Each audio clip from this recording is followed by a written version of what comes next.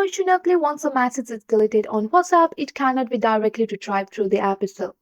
So WhatsApp offers a feature that allows users to delete messages for everyone, which means once the message is deleted, it is no longer available in the chat history on the either the sender's or receiving device. So there's are few indirect methods that you can try if you are looking to recover or view the deleted messages. For your WhatsApp, for your Android device, you have to first of all uninstall your WhatsApp on your device. Just uninstall this WhatsApp and you have to reinstall the WhatsApp from your Google Play Store. After that, you can open up your WhatsApp and verify your number.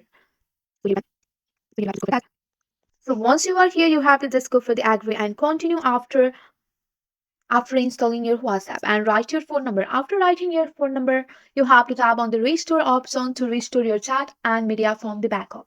So this method only work if your messages were backed before they were deleted. So there is no any other option to see already deleted messages on your WhatsApp. So this is the way how you can see the already deleted messages on WhatsApp.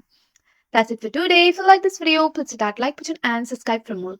I will see you in the next one. Thank you.